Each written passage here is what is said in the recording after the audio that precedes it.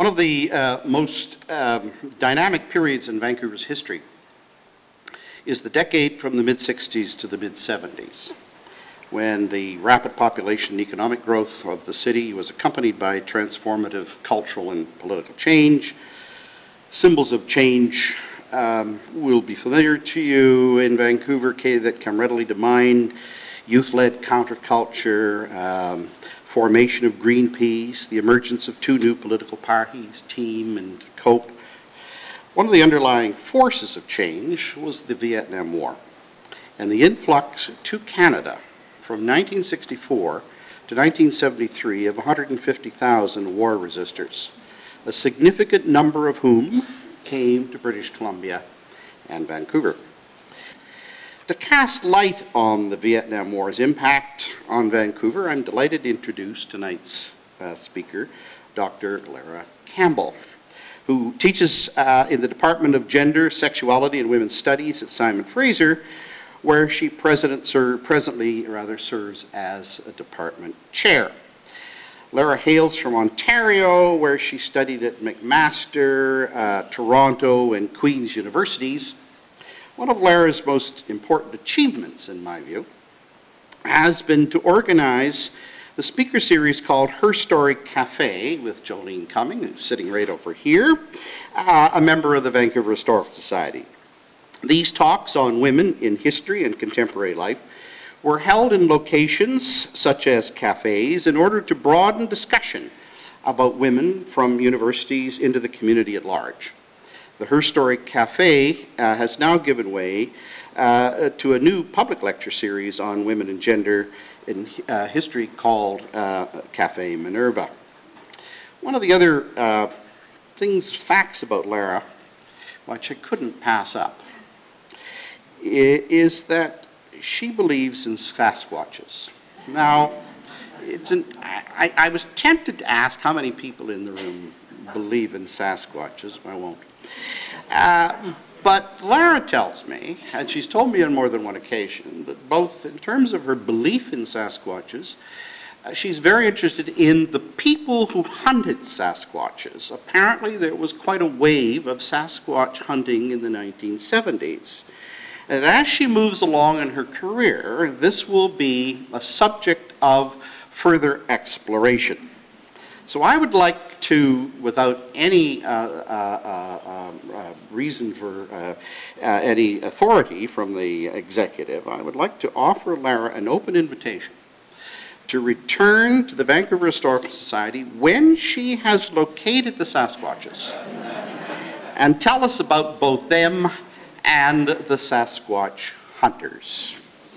For tonight, Lara will speak on the topic of local protests and transnational politics, Vietnam War resistance in Vancouver and British Columbia.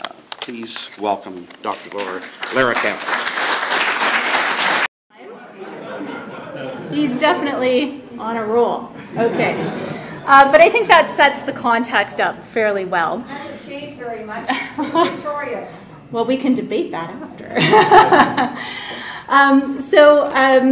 Between 1966 and 1976, over 250,000 Americans immigrated to Canada, double the number that had come to this country in the previous decade. And the numbers are really kind of up for debate. So Bob mentioned about 100,000, 150,000. The Canadian government didn't keep track, so we don't know exactly how many people came to Canada to resist the war. Some people say over 100,000, some people say it's actually 40 or 50,000. And historians have disagreed on that number for quite some time. But we can identify three main groups of people who came to Canada to resist the war, who I'm going to talk about tonight. Men who were avoiding the draft, and that's men who were identified as draft dodgers or who called themselves draft dodgers at the time. Men who had deserted the military. And men and women who came to Canada out of political conscience, really to express their discontent with the scene of American politics at the time. Most draft dodgers immigrated to Vancouver, they immigrated to Toronto, and they came to Montreal. And these three urban centers became hubs of transnational anti-war activism. And I hope tonight to give you a sense of some of the vibrant intellectual and political debate that really characterized Canada's response to the Vietnam War in the 1960s and 1970s. And specifically tonight, I'm going to be looking at how activists in Vancouver and more largely in British Columbia were part of a much larger national and international network which built support for draft resistors, which criticized American imperialism and debated the treatment of women within war resistance movements in North America. So those are sort of the three main themes that I'm going to be talking about tonight. So let's just start out, and I just throw up this cartoon. Sometimes I'll talk about the pictures in particular, and sometimes I'll just let them play. So I just want to move on to give you a sense of the landscape of anti-war activism in Vancouver in the 1960s. By the late 1960s, as Bob mentioned, Vancouver had become the logical destination for American war resistors, especially those coming from the western part of the United States. They arrived in a city with a thriving counterculture, but also a place where businesses refused service to what they called dirty hippies, where police raided hostels, housing American deserters, and where the mayor, Tom Campbell, called war resistors part of a scum community of lazy cowards. Now, Campbell actually wasn't alone. Montreal Mayor Jean Drapeau claimed that Dodgers were part of a revolutionary conspiracy planning to overthrow the government, so he kind of echoed Mayor Campbell's feelings on the issue. And both Drapeau and Campbell said they'd be willing to use the War Measures Act to remove draft dodgers from their cities, which they did not do, as I'm sure you know. By the mid to late 1960s, the Vietnam War and resistance to that war had become a very important political issue in Canada.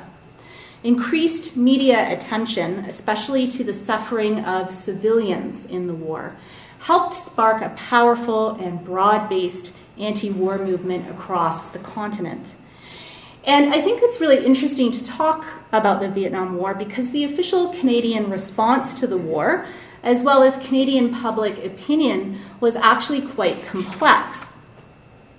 While the Canadian government was officially neutral, Cold War politics had deepened the integration between Canada and the United States. So, I mean, we could talk, that could be a whole lecture in and of itself. For example, NORAD was formed in 1958, sort of an agreement that tightens the defense of North American airspace.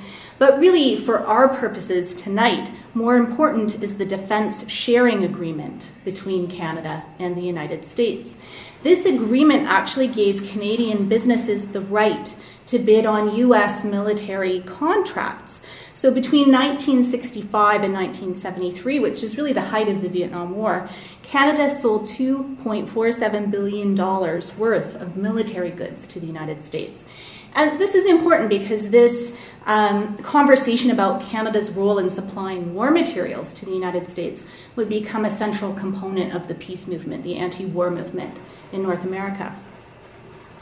So this very close economic and military relationship made Canada quite reluctant to take a forceful stand against the war. Even though most politicians, including Prime Minister Lester Pearson, his Minister of External Affairs, Paul Martin Sr., and much of the civil service, believed Vietnam to be a hopeless endeavor, a mistake the U.S. would find it hard to extricate itself from. So I think they were quite prescient about where the war would lead. So Pearson refused military aid to the United States, but he would not say anything that could lead to a potential breach in their relationship. The United States was definitely angry that the Canadian government accepted draft dodgers as regular immigrants. So Canada's position was that a man's draft status was a matter between an individual and his country. Thinking that Canada could exert influence with American President Lyndon Johnson, Pearson gave a 1965 speech in Philadelphia. Some of you may have heard of this speech, where he asked the U.S. to suspend bombing, and seek a diplomatic resolution. Though the critique was mild, Johnson felt it was a solid rebuke. So he called Pearson to a meeting the next day where he reportedly grabbed him by the shirt and shouted, "You pissed on my rug." He was not impressed. The relationship between Prime Minister Pierre Trudeau, elected in 1968, and President Nixon wasn't much better.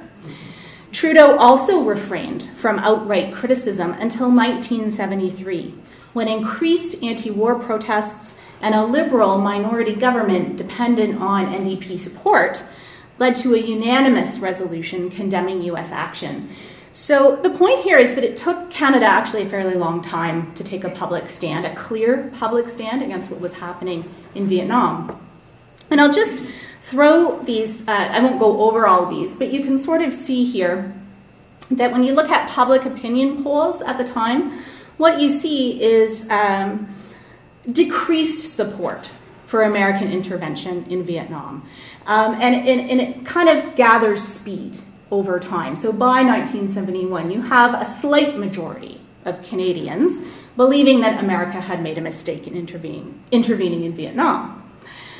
But this kind of criticism of America is always combined with some ambivalence at the same time. And I think the last statistic really tells us something interesting. Not very many people, well, a minority of people were sympathetic towards draft dodgers. And most, or 50%, said they should not even be accepted as immigrants to Canada. So I think one of the things that we can take away from these statistics, and this is something I'm going to talk about a little bit more tonight, is this larger theme of ambivalence about Canada's relationship to the United States. So some of these concerns about draft dodgers come from conservatives, and these are some examples that I took from the archives. People were angry. A lot of conservative patriots felt that draft dodgers were cowards, kind of like Mayor Campbell. Men who were not upholding their masculine duty to defend the nation. Why should we accept them here? But there are some Canadians who don't hold that point of view who are still suspicious of draft dodgers. Left nationalists in Canada were concerned that draft dodgers were part of a larger problem of American cultural, economic, and political dominance in Canada. So in response to the war in Vietnam, a dynamic anti-war movement had emerged by the mid-1960s across the country, bringing together students, faculty, liberals, Marxists, peace activists, and faith-based organizations. So tonight I'm going to look at three groups: the draft dodger aid groups, exile groups, and peace groups, and look at how some of the larger debates played out on the Vancouver scene. And I'm going to start out with draft dodger aid organizations, or support groups, which began in 1966 and lasted till about 1972, 1973. The Vancouver Committee to Aid War Objectors was founded in 1966, simultaneously with similar groups in Toronto and Montreal. And the Vancouver Committee was started by 6 male faculty members at the University of British Columbia, 4 of their wives, and a local lawyer. What's kind of interesting about these three groups is that there's no evidence that they initially knew of each other's existence. They kind of all spring up in and around the same period of time. And they begin corresponding with each other through Hans Sin, who some of you may know. He was the editor of the anti-nuclear peace magazine Sanity, and he was based in Montreal. And he starts hearing, he knew of what's happening in Quebec, and he hears about Toronto, and he hears about Vancouver, and he starts reaching out and putting people in touch with each other.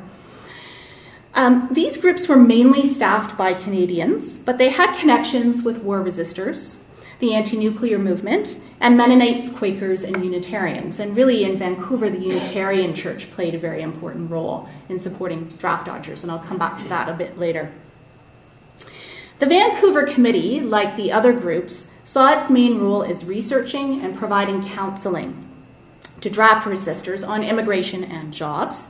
So one of the more important things that they did, for example, was match up new immigrants with sympathetic Canadians who were willing to temporarily house them. The office in Vancouver, and I'm sorry I don't have a picture of the Vancouver office, that's the Toronto office, but it gives you sort of a sense of maybe what a draft counselling office at the time would have looked like. The office in Vancouver was run by two women, Meg Brown and Myra Riddell, who did full-time counselling by mail and by phone.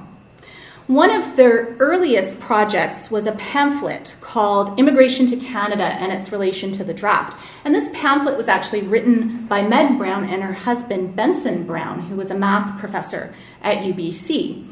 And what's interesting about this document is that it seems to have provided the basic informational framework for over 24 aid groups that were springing up across the country. It gets sort of adapted to local circumstances and used by other groups across Canada.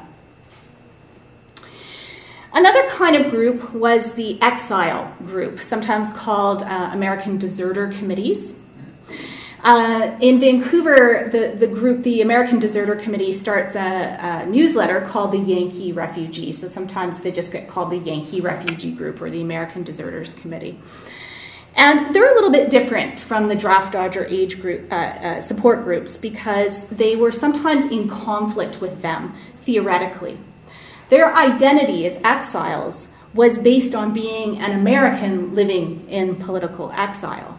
They were wary of draft dodging as a form of war resistance. But they actively encouraged desertion as the best way to collapse the American military system. So for example, the Vancouver group, instead of engaging in job counseling and housing counseling and immigration counseling, distributed leaflets encouraging desertion to U.S. Navy ships in port in Vancouver and Victoria. So they have a different perspective and a different approach and a different kind of direct action. These kinds of groups were also deeply self-critical. Are we all hopelessly bourgeois, middle-class brats? Is coming to Canada a moral cop-out? Asked the Vancouver Yankee refugee staff in 1969. To a certain extent, they answered with a yes. Groups in Montreal, Toronto, and Vancouver pointed out the class and the race bias of a Canadian immigration policy, which at this point is a point system, which rewarded English-speaking, skilled, educated, and mostly middle-class Americans. And what they pointed out repeatedly was that this system made it really difficult for deserters, many of whom were working class or African American, to come to Canada legally.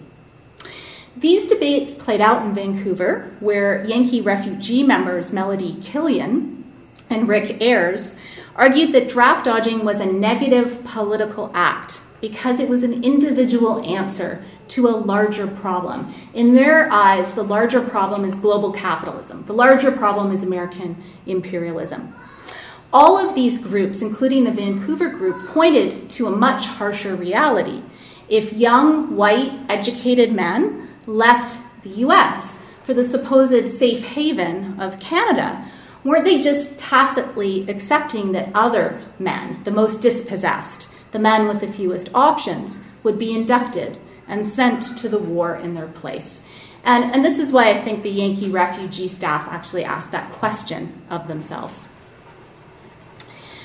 Now, these sorts of views about the limits of draft dodging grew more insistent by the early 1970s in the context of rising unemployment and the fact that the war seemed to go on forever.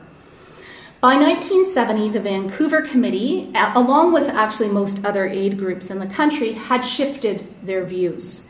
They increasingly encouraged Americans to stay in the United States and to fight against the war from there, even going to jail if necessary. As one columnist wrote in the Georgia Straight, the United States is their mother country. Leaving the States is no real political solution. BC can be a beautiful vacation spot, but it ain't home, end quote.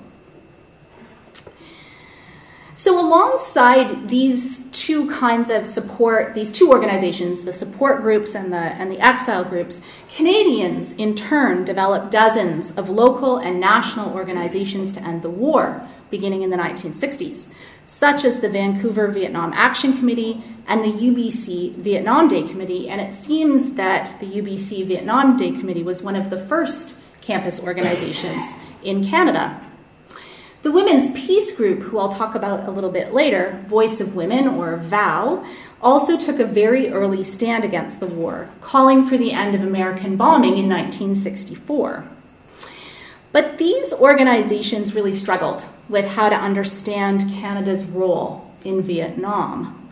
So on the one hand, anti-war groups often saw Canada as an alternative to the US, to US imperialism, and really celebrated the acceptance of draft dodgers in the country. And I think this cover from Amex magazine, which was published in Toronto, really celebrates that image. It's kind of a neat one because it reverses that idea of the US as a place of freedom, right? US is a prison, and you escape that imprisonment and come to freedom and liberation in Canada.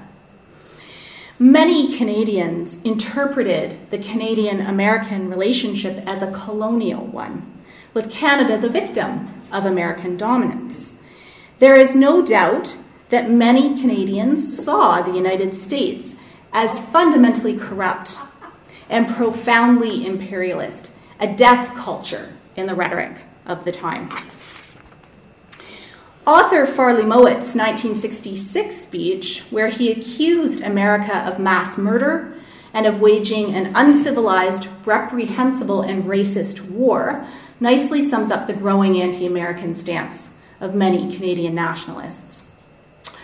On the other hand, anti-war groups were aware of what they increasingly termed Canadian complicity in the war, especially regarding the manufacture and sale of war materials, guns, planes, ammunition, and I think most especially the manufacture and sale of napalm and Agent Orange, both of which were manufactured in part in Canada and tested in Canada as well. Groups like the Vancouver Vietnam Action Committee formed committees specifically to research and educate the public on the many ways that Canada was complicit in the war. So everything from the wealth and the jobs generated from the sale of war materials to the problems that deserters had in getting landed immigrant status. This is our war too, argued Muriel Duckworth, the president of Voice of Women in 1969. The Vancouver Coordinating Committee to End the War agreed, and I think their 1969 statement really reflects the complex position that they're developing in the 1960s. On the one hand, the committee argued that Canadians are fighting against the most powerful political military machine in the country, the United States. But they also argued that, quote, in attempting to stop Canadian complicity, we are dealing with a government ruthlessly imperialist in its own right. Voice of Women also didn't shy away from condemning Canada's complicity in the war. Beginning in 1960 as a women's anti-nuclear peace organization, VOW quickly formed a national structure with branches across the country. The British Columbia branch existed until 1978 and had thriving local chapters in communities across the province. These are women who braved public censure in a time of Cold War fear. They called on this politics of maternalism, so concern for women and concern for children in particular, to insist that communist women and North American women should work together to end all war, particularly the threat of nuclear war. But they soon moved very quickly into critiquing what's happening in Vietnam. At Voice of Women's annual meeting at UBC in 1966, they called on Canada to stop all export of war materials, welcome all Vietnamese refugees, and press the US government to withdraw. So there, in some ways, Voice of Women is really at the leading edge of this criticism of Canada. The BC provincial executive took a very strong stand against Canada's position of silent diplomacy, sort of claiming to try to work the back channels to end the war while actually selling war materials on the side. They called it, quote, a peacemaker mask, which hid a betrayal of the Vietnamese people. But BC Voice of Women struggled with internal disagreement on draft dodgers. Some members of the BC executive wanted to officially support draft dodgers, while others worried this was too radical and too divisive. And I think this argument actually in British Columbia stems from longer-term disagreements over tactics and levels of militancy, what would be considered appropriate for women to engage in. Some members of VOW saw peace vigils, and this is more a style of a peace vigil where you would simply show up and stand silent with signs. Peace vigils, walks, lobbying the government as sort of the limits of respectable female behavior, while others wished for much more radical, direct action in coalition with the student movement, the anti-war movement, women's liberation movements. And you sort of get a sense of that, I think, when you look at the way they're presenting themselves, what they're wearing. This is Therese Casgrain on the top with her big pearl earrings, and the women are showing up in their dresses and their handbags. And I put a picture of Hilary Brown, who I won't be talking about in detail tonight, but I'm sure some of you know as an important figure in the peace movement and the environmental movement in British Columbia, was an active member of Voice of Women. By 1970, key BC members were threatening to leave the organization with the perceived, in frustration with the perceived conservatism of the membership. Former President Kay McPherson intervened and asked them to stay, noting that VOW needed time to adapt to the passionate radicalism of anti-war youth. One of the members that she convinced to stay was Marjorie Stuart, who went on ultimately to become president of BC Voice of Women.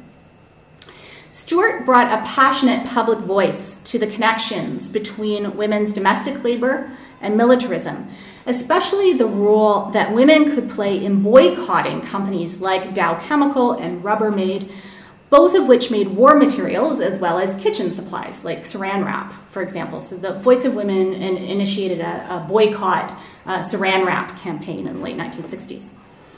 Marjorie Stuart's column in the August 1972 BC newsletter brings together her feminism, her anti-war activism, and her growing environmentalism. And I think here we can see some connections to the emergence of the environmentalist movement in British Columbia.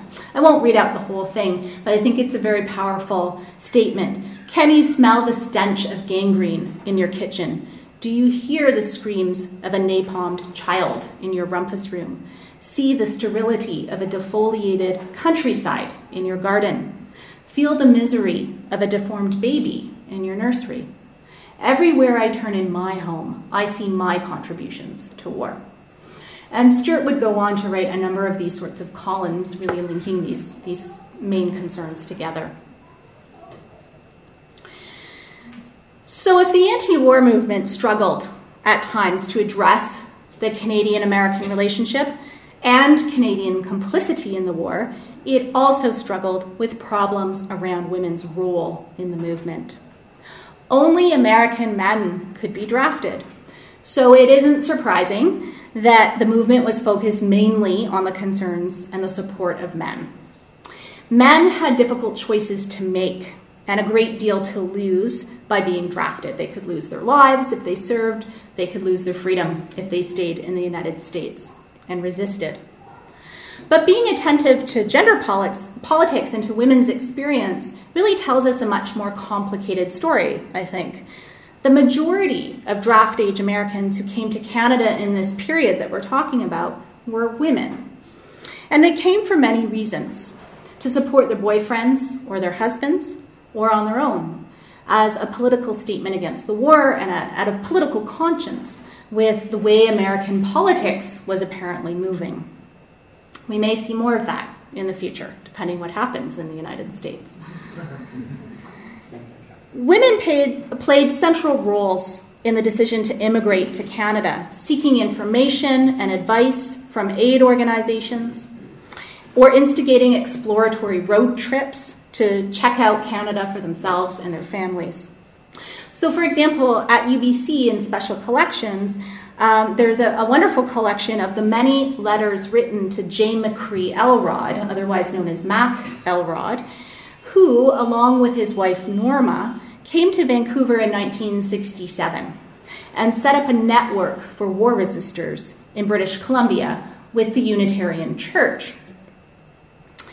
Elrod actually advertised information on immigration to BC throughout the United States. He placed ads in publications like the New York Times and in Playboy magazine, inviting Americans to write him with questions about immigration policy, housing, and employment opportunities. And UBC has one side of those letters.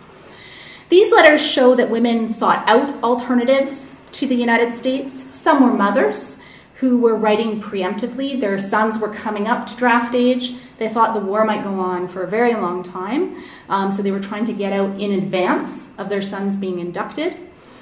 Others wrote in general frustration with the American political landscape. Wrote one woman named Claire Hewitt, "I am torn between staying here to put up the best possible fight against the politics of the government and leaving because there seems to be no effectual way in which to fight." It's really interesting when you look at the kind of support work for draft dodgers that was done in Canada. Much of it was actually undertaken by women. But their contributions sometimes get lost because they did this work as part of heterosexual married couples who work together really as a team. These couples actually pop up everywhere across the country. Once you start digging around in newspapers and archives, you see them all over the country. So we have Mac and Norma Elrod, like I mentioned, here in Vancouver, who arrived here after working in the civil rights movement in the southern United States. Benson and Meg Brown in Vancouver, who helped create and run the Vancouver Committee to Aid War Objectors. Jack and Nancy Pocock in Toronto, who were active in the Quaker community, and that's Nancy Pocock at the top protesting against the War Measures Act in 1970, and Virginia and Lowell Nave in Quebec's eastern townships. And I'm sure there are, hundreds more couples just like them. But the almost exclusive focus on men meant that many women who came to Canada described feeling like appendages or baggage, in their words, brought by men. No one ever imagines that a woman might have moral and political commitments of her own, but simply assume that she is here because her husband or boyfriend is, wrote Melody Killian in Vancouver in 1969. That's a picture of Killian here on the left. Yet women too had given up friends, family, and jobs in the United States, often identifying themselves as refugees. The burden of living in a new country, often without much support, created a lot of isolation, loneliness, and strain on both individuals and on relationships. Janiel Jolly, who's up here on the right, was an SFU student living in Vancouver who was married to a draft dodger. And she talked in 1968 about the difficult position American women had when resisting the war. She herself felt that emigration from the US was essentially a non-choice. Leaving the US had very little political impact. She pointed out it really makes no difference if we leave because we're not the ones being drafted. But staying behind and fighting against the war in the States meant abandoning their partners or separation from their partners. So Jolly, like many other women, felt like they were in an impossible position. And you may have heard of her, this picture of her, she goes on to protest the Miss University beauty contests. So she becomes really active in the women's liberation movement, and universities had beauty contests at the time, so she became kind of a protest candidate. And along with other women's liberationists, did a lot of guerrilla theater, kind of pointing out how ridiculous it was for universities to hold beauty contests in the late 1960s, early 70s. So women also struggled with long-standing sexism in the anti-war movement, despite evidence which suggests that in Vancouver, at least, the majority of volunteers in anti-war groups were women. So, for example, by 1969, all of the executive positions on the Vancouver Committee to End the War in Vietnam were filled by women. Given women's predominance in anti-war work, it's not surprising that they were increasingly critical of the hypocrisy of male-dominated New Left politics. wrote Melody Killian again in 1969 in The Georgia Strait, left-wing objectification is still objectification, and it is very degrading and painful. So Killian went on to argue that men in the movement say to us, my first commitment is to the movement, baby. It is your duty to the movement to screw with me. So she's making this argument that was actually being made by many, many women across North America, that men were using the language of sexual freedom and sexual liberation to get access to women's bodies, kind of a reward for their radicalism. And I think this is really, I'm sure most of you have seen this poster, girls say yes to boys who say no, an American anti-draft poster made for a Joan Baez album that really kind of sums up this idea that if men just do the right thing and say no to being drafted, they will get a particular kind of reward. There also, what's kind of interesting about Canada is that there seems to have been some pressure for women to marry American men in order to help them stay in the country. So in 1970, the UBC student newspaper, and the Georgia Strait publicized the campaign of Mike, an American Army deserter who didn't have enough points to stay in Canada and who needed to get married.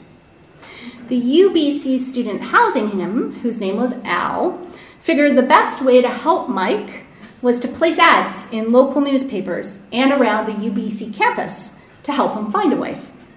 From Al's perspective, and we actually don't know what Mike thought about any of this, a Canadian girl who married him would be doing him an act of human kindness. Al was not having much luck. And, oh, but wait, you'll hear why Al wasn't having much luck.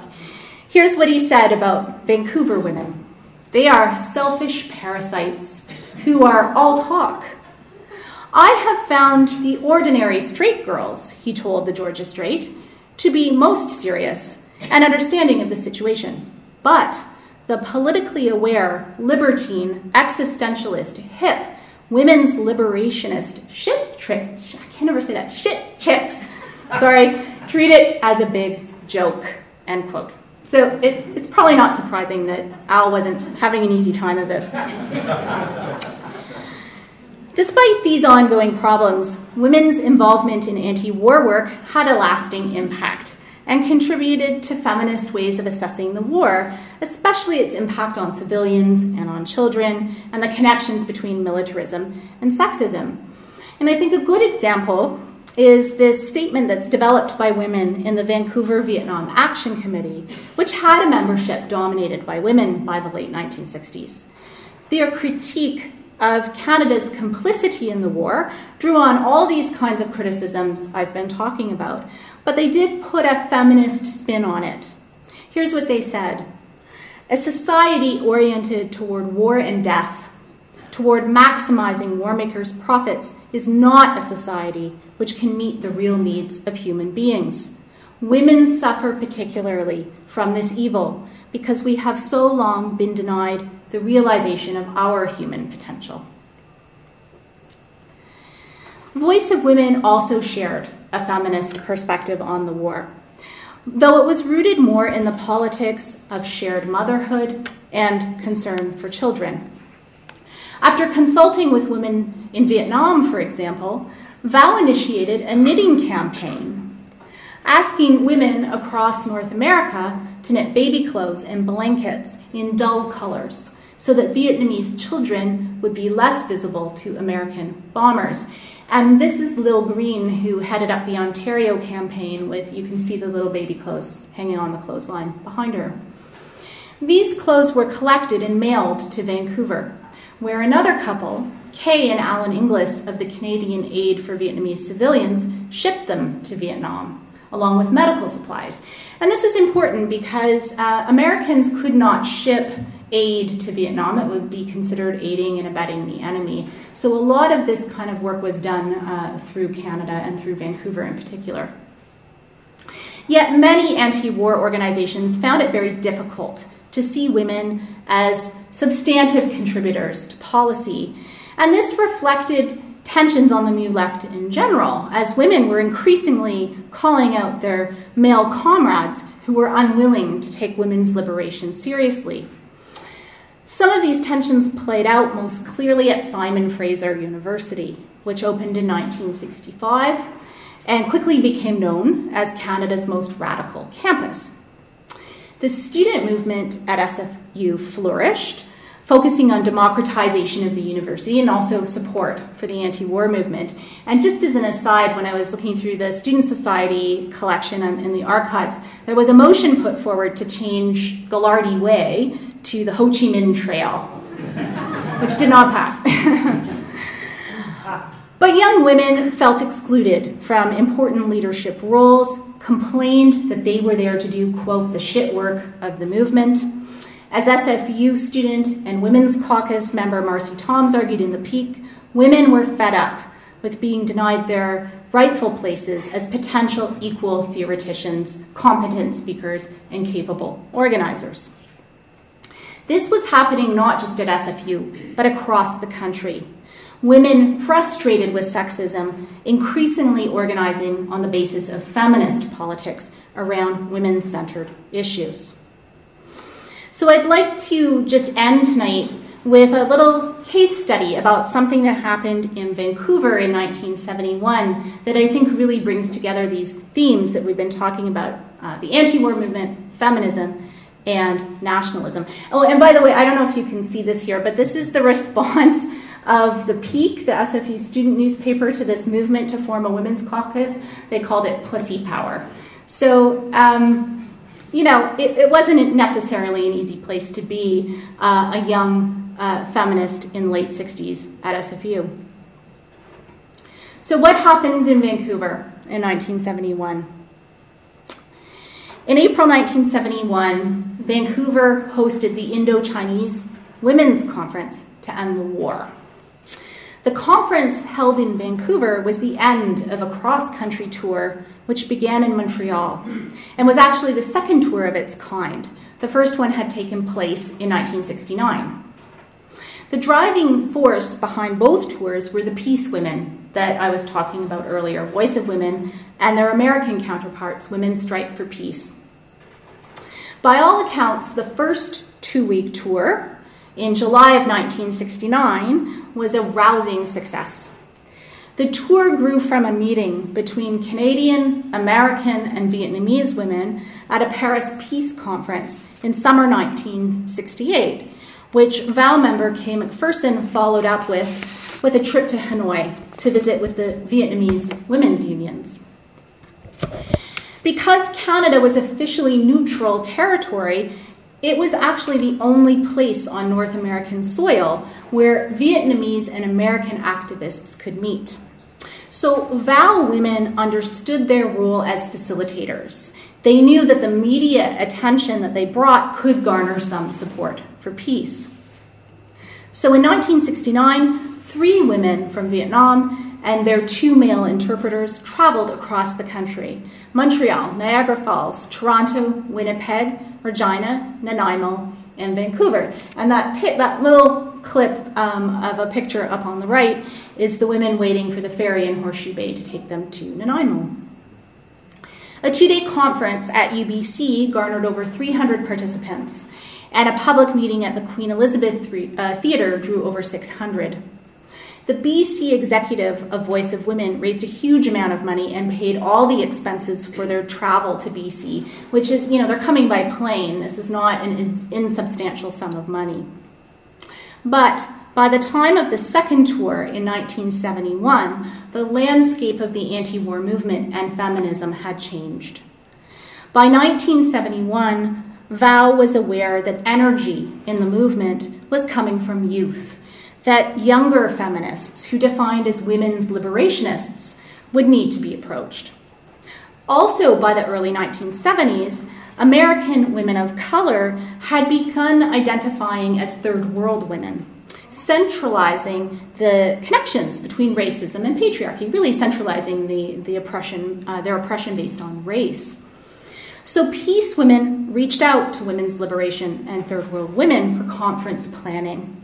In retrospect, it seems unlikely that three such very different groups could organize a transnational cross-country event. Voice of Women had a bilingual executive structure, long-standing relationships with Vietnamese women. Women's liberation had no national leadership, no cohesive position on the war, and neither group had any extensive connections with Third World women. The organizational logistics and financial obligations of the tour were overwhelming. This tour was much larger, with 6 women from Southeast Asia, North and South Vietnam, and Laos, plus their interpreters making up the group. And that gives you a sense of the kind of women that were coming. But organizers could not publicize the tour because of fears the Canadian government would turn down their visitors' visas under pressure from the Americans. And they were actually right to worry. Otto Lang, Minister of Immigration, initially denied the visitors' visas. It took the work of high-profile VOW members who drew on all of their cultural and class connections and all of the connections that they had to politicians in Ottawa to convince Lang to change his mind, which he did. But much of these negotiations happened behind closed doors. And this secrecy made it really difficult to plan. So Lang only approves the visas in March of 1971, and the tour is supposed to start at the end of the month.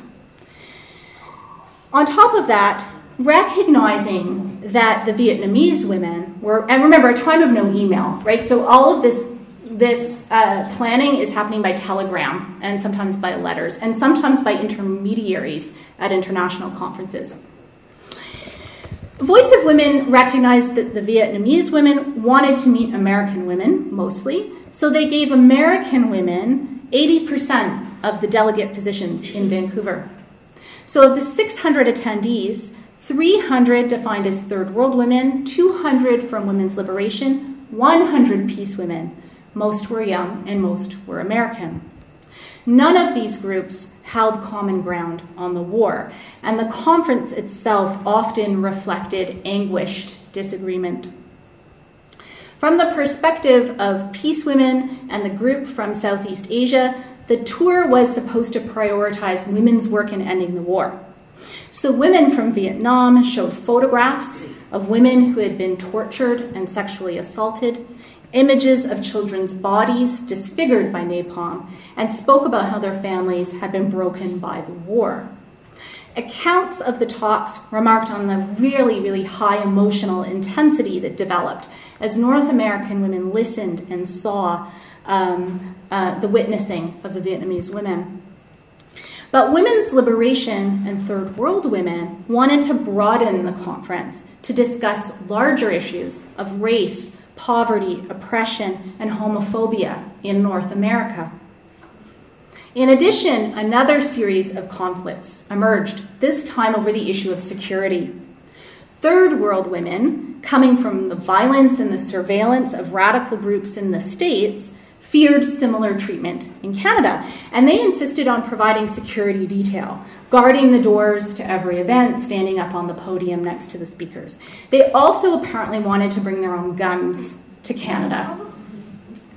This made Canadian feminists deeply uncomfortable. While they understood that the RCMP would put the conference under surveillance, which they did do, they pointed out that many events had happened without violence. So in Vancouver, the decision was made, 3 separate events for 3 separate sets of interests: women's liberation, Third World women, and peace women, and that one would be the only one open to the public. One participant reflected afterwards that the Vancouver conference ended up in a who is the enemy game, played with, quote, much shouting and bitterness. And certainly by the end of the conference, most of the women agreed that the strain had been intense. Everyone was completely exhausted. Now, these conflicts were playing out to a certain extent across North America, but Americans arrived to Vancouver in the context of increasing nationalist anger in Canada. Canadian delegates were furious with what they called U.S. chauvinism, claiming that Americans had too many delegate spots and were completely ignorant of Canadian politics and history. And I think that the disagreement over guns really reflects that. In light of this frustration, the Vancouver Women's Caucus wrote a primer on Canadian history for delegates. It was supposed to be done before the conference, but it didn't get finished until after. They called it She Named It Canada. And it's actually available online. So if you Google it, you can see the whole entire zine, which is probably about 30 pages long. It tells the story of Canadian history and women's liberation within a long tradition of resistance to class and gender oppression, but also American domination. So these are just a few images here. That's the cover of the zine. They talk a lot about what is a branch plant economy, how has American imperialism and British imperialism differed over time. And take a look at it if you have a chance. It's really interesting. They end on the last page with, I think, a fairly hopeful drawing of the ways that they imagine various social movements could all work together to create a better world. However, I do think the Canadians had a point. Though most delegate spots at the conference went to Americans, Canadian activists did the event organizing, the travel and the visa organizing, organized all the accommodation, and did the bulk of the fundraising. It's not surprising that Canadians accused American women of treating them like hostesses and letting them, quote, get stuck with all the shit work at these events. It's tough to know how the Indochinese contingent felt about all of this, and this is where I think doing some work with Vietnamese scholars would be quite interesting. They listened to and met with every group in Vancouver, but when they were confronted with demands to broaden the discussion to a multi-issue perspective, to talk about racism, poverty, and sexuality, the group from Indochina remained firm. In their experience, American aggression was the most important issue. They were in Canada, first and foremost, to end the war, and they believed that ending that war would help resolve North American problems of racism, unemployment, and poverty. So, in conclusion, memories of Canada's response to Vietnam and the role of draft resistance remain alive long after the end of the war. So some of you may recall, for example, in 2006, the town of Nelson, British Columbia, announced plans to build a peace monument, and that's a mock-up of the monument, and host a conference to honor the contribution of war resistors to Canada. When the story was picked up by international media, and particularly by Fox News, the response was hostile. The city received thousands of emails and letters from outraged Americans who characterized war resistors as dishonorable cowards and disgusting criminals. Patriotic Americans, they said, were tough men who were willing to, quote, come up there and kick your Canadian inbred ass, end quote. So the gender politics of draft resistance, the question of the masculinity of draft resistors and deserters, and national deliberations about patriotism and complicity in the waging of war remain questions as crucial today as they were over 40 years ago. Thank you. Floor is open. You were saying that the American men like the Canadians or something? Is that what you said? Something in that direction? Well, some Canadians didn't like the American. Well, I mean, I'm older, but in the 60s, I can name about 10 girls that married the Americans. I like girls from Vancouver say that you were from Vancouver, man, you were right in there. And I have girlfriends that are still married to some, and they're passed on now, they're old, but it was the other turnaround. Yeah. It was. That's a good point. I mean, I would like to, I gave that one story because it's an entertaining one, but there were many more marriages that took place, not for immigration purposes, but out of love and shared political commitments and all sorts of things. And the Canadian media actually was concerned, so there's some coverage in the Globe and Mail that's sort of questioning whether these are real marriages or not, or are these women just marrying these guys so they can stay? So it's a good question, something that I'll be thinking about. And I'm glad you mentioned about Nelson and being up there right on the tour, but yeah. I know that a lot of them settle there and stay there. So. Yeah. Yeah, and I didn't even talk about the back to the land movement in the Kootenays tonight, but that's an important part of the story for sure. Yeah. I was wondering, you know how they, I don't know if there were 1 or 2 amnesties that, you know, that American Dodgers could return to the States. Was there ever any research done into how many Americans did return versus how many stayed in Canada? I've often wondered about that. Yeah, it's a good question. It's really just an educated guess. But the number that I saw, John Hagan was a sociologist, and he wrote a book on draft resistance, and he estimates that between 58 and 65% stayed in Canada. We don't really know, but that's his guess, best guess based on the statistics that he's looked at. And now they're all wanting to come here with Cape Breton Island, and they're wanting to come here now. Cape Breton is actually coming in. Just like Matt Oleron. Yeah. Questions? Do you have any sense of long-term political impact of these relatively left-wing Americans coming and settling and getting citizenship?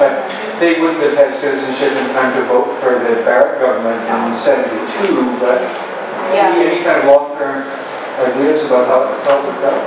I've been asked that question before. There are some people who've looked at that a little bit, who started to study that impact.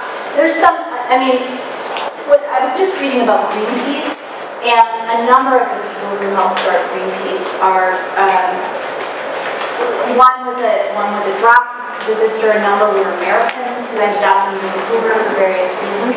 So I wonder if there's a connection between the environmental movement, the birth of the environmental movement in BC, and draft resistors for sure. Certainly many go into teaching, they're active in the teachers union, they're active in a number of ways, but I don't know if anyone specifically traced the exact impact that they had. Good question. Any other questions? Well, thank you very much. Oh, there's questions. My dad helped the draft dodgers to stay in Canada by fundraising, by giving dances and picnics. Didn't get it. No. Can't hear. She mentioned that there's a lot of activities that were developed to help support through like the development of picnics and fundraising and stuff like that. Yeah. My dad did that. Your dad did that? Yeah. Oh, fantastic. Oh, I should come talk to you. That's a good yeah, that's a good question. There are dances, dinners, a lot of dinners, Christmas events, and in fact, when you look at American mainstream newspapers like the New York Times, what they're often reporting on are these Christmas dinners, because it's this kind of mournful moment, according to the American press, where the sad, lonely boys in Canada need to get together and celebrate Christmas together while they're living in exile. So, and it's also a good question because there's an ad in the Toronto News for a dance and a party for exiles in Toronto, and the headline is American Men Come and Meet Women. So,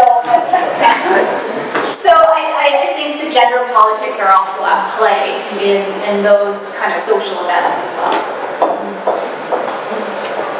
One question, I don't want to sound too much like Tom Campbell in asking it, but is there any evidence from the draft daughters and deserters that came up here that is there any evidence to suggest whatsoever criminally if they got involved in any kind of criminal activity, or was there any problem with that? Obviously there's been isolated incidents, but was there any truth, was there any evidence of that whatsoever? I don't think so. I mean, it depends how you define crime.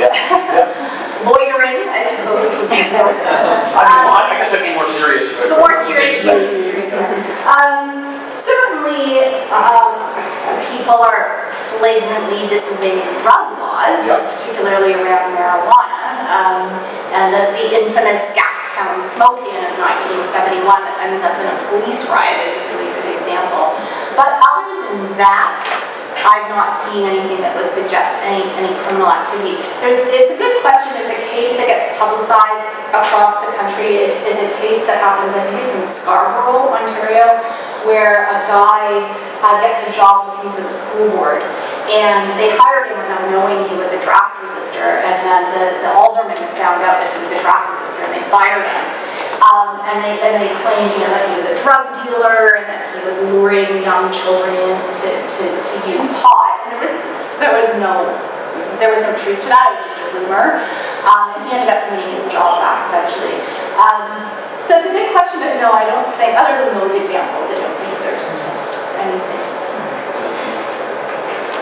You mentioned early on that Vancouver drew people from the West Coast, which of course it makes sense.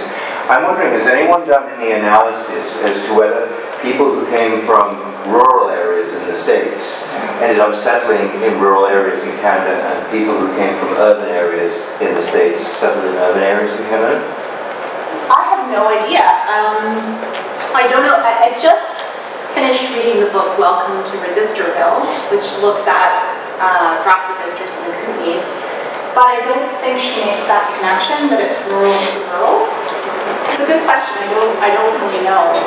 And it would make a good topic of study. What drew those particular people to those rural areas? Because those folks in the Kootenays, you know, from what I've read, they go on to do a lot of really important work in organic farming. The folks in the Kootenays, Megan Davey studies this, they help create the midwifery and the natural childbirth. I mean, they don't create it, but they really are at the leading edge of the midwifery and natural childbirth movement in British Columbia. So what's drawing them there, I'm not entirely sure. Yeah. Over here. Thanks, Lara, for a great talk. I have a question. My father is a conscientious objector. He stayed in the States, but I think the attitude among many of these men and women too is that they didn't have a choice, and that they, you know, this was their only way to do things. Whether that's true or not, you know, that's debatable. But I'm wondering whether you plan to talk with more of these draft dodgers and how that might actually change this presentation, because this strikes me as something that's very public and very public-facedness, and I wonder how it would change talking to these men about their private perspectives of this. I think that's my plan, and so my plan, my very long plan, is to finish the archival work and the newspaper work, and then go out and interview people. I've talked to, I did go to that reunion in Castlegar in 2006 and the one the following year, and I went to some war resistor groups where the men were talking to each other. One way it changes it, I think, in my mind, is how emotional some of these conversations were. A lot of really powerful feelings about on all sides of the issue. Did we make the right choice? Should we have stayed and fought? Should we have gone to jail? It was really interesting. I think also I had initially planned to, and I still plan to talk to women in particular, to really, because the public record has a little bit of this, but it's much harder to find, and that's how were these decisions made, and what role did women play in making the decision to immigrate to Canada, and how did they feel, how isolated were they really when they got here. One thing I've learned living here in Vancouver is that draft dodgers are everywhere. Even in my own department, a number of women, that's the reason they ended up in Vancouver, because they were married to draft dodgers. So I already have 2 people, retired people from my department, who I'll be interviewing. So I think it will make the story a lot richer, actually.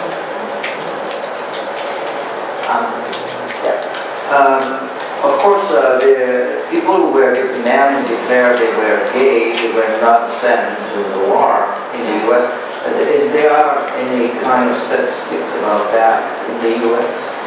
Yeah, the number of people who got deferments. I'm sure there are. I don't know what they would be offhand, but there's been a lot of people working on this. So you could claim to be gay, you could claim to, have some illness that would make you get asthma. There are all sorts of ways. There are educational deferments. There are all sorts of ways you could be a draft resistor without actually leaving the country. And really, the majority of people who resist the draft in the US don't come to Canada. They're staying in the United States and not showing up. They're living underground, actually. A very small group go to London, some go to Paris, a small group go to Sweden. But most stay in the United States. There are no numbers about. There probably are. Yeah, there probably are, but I don't know what they will be. Last question. Did the U.S. retaliate at all for what Canada was doing? Were there any consequences?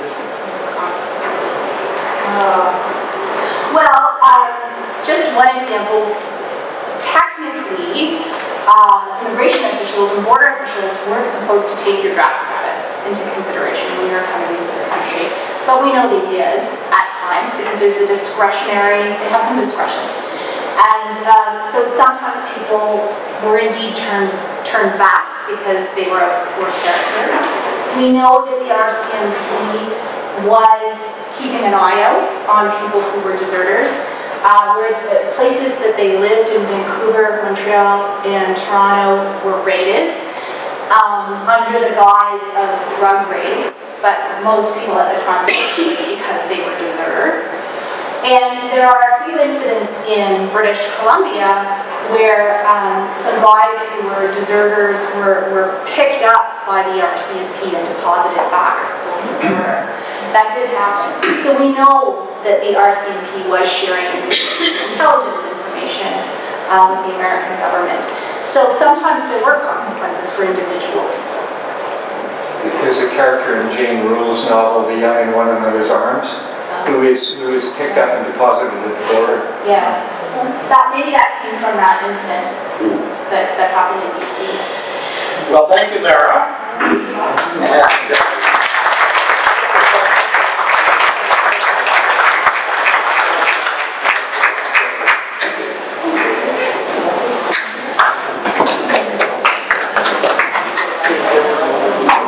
Everybody, see you in a month, I hope.